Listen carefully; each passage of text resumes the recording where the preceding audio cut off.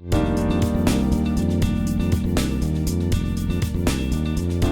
syndrome d'ulcération gastrique est une affection fréquente chez les chevaux, notamment chez les chevaux de sport et les chevaux de course, et peut être responsable de contre-performance. Rappelez-moi ce qu'est un ulcère gastrique. Un ulcère gastrique est une altération de la muqueuse de l'estomac qui est exposée à l'acidité gastrique. Et cette acidité va provoquer une destruction cellulaire conduisant à la formation d'érosions de taille, de profondeur et d'extension variables. Il faut savoir que l'estomac du cheval est séparé en deux parties. Une partie ventrale, la partie glandulaire, qui est recouverte d'une muqueuse glandulaire qui va sécréter du mucus et des bicarbonates, qui va donc protéger la muqueuse de l'acidité gastrique, et une partie dorsale, la partie squameuse, qui présente un épithélium beaucoup plus fin et très exposé à l'acidité gastrique.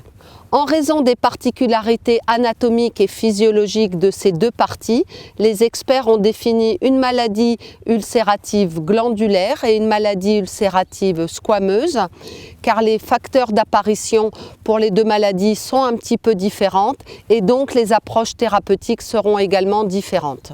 Quelle est la fréquence de ces deux maladies? Plus de 90% des chevaux de course présentent des ulcères squameux et 50% d'entre eux des ulcères glandulaires et 65% des chevaux de sport présentent des ulcères glandulaires. Pourquoi le sport de haut niveau provoque des ulcères chez le cheval?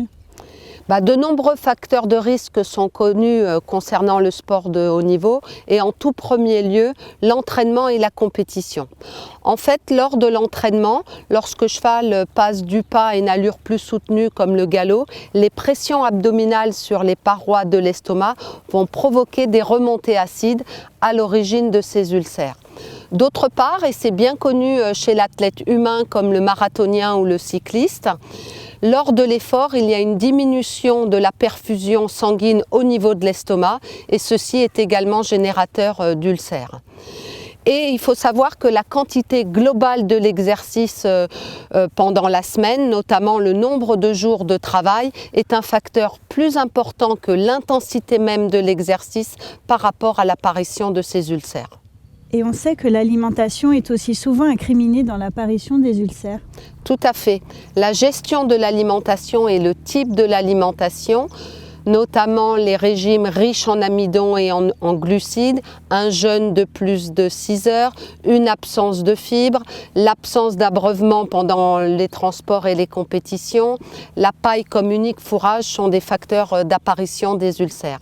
Et enfin, on peut parler du stress au sens large. Donc le stress dû au transport long sans eau ni foin pendant les transports pour aller en compétition, le confinement à l'écurie des chevaux au travail, et puis certains médicaments comme les anti-inflammatoires non stéroïdiens qui peuvent être prescrits hors compétition, lors de boiteries par exemple.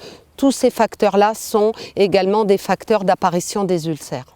On constate que les chevaux qui participent à de nombreuses compétitions ou courses sont soumis à de nombreux facteurs de risque d'apparition des ulcères. Quelles sont donc les recommandations pour les éviter ? La gestion de l'alimentation et du mode de vie du cheval de haut niveau donc, sont très importants à considérer pour éviter l'apparition d'ulcères. Et lors d'ulcères avérés, il est très important de prendre en compte ces modifications environnementales pour réussir à les soigner. Alors le foin par exemple doit être distribué en très grande quantité et si ça n'est pas possible de le donner en très grande quantité, il faudra au moins le donner 2 à 3 fois par jour. D'autre part, on sait que la luzerne a un effet protecteur par rapport à l'apparition des ulcères, donc il faudra mettre une petite quantité de luzerne en plus du foin de près. Les céréales et les aliments riches en amidon sont à limiter et le fractionnement de cette ration en petits repas tout au long de la journée est fondamental. Par exemple, il ne faut pas donner plus de 2,5 à 3 litres d'orge ou de 3 à 4 litres de concentré par repas et sur la journée, il ne faut pas dépasser 5 à 6 litres d'orge. Il faut laisser de l'eau à disposition en permanence, au box comme au paddock, notamment en concours. Et on sait que la vie au pré est l'idéal pour les chevaux, mais ça n'est pas possible du fait des contraintes sportives. Donc il faudra de toute façon essayer de mettre les chevaux quotidiennement au paddock. Il faut vraiment alterner entre travail, détente, repos. Enfin, des médicaments antiacides ou des protecteurs de muqueuses peuvent être prescrits préventivement lors des situations à risque, par exemple avant une compétition, et ce dans toutes les disciplines.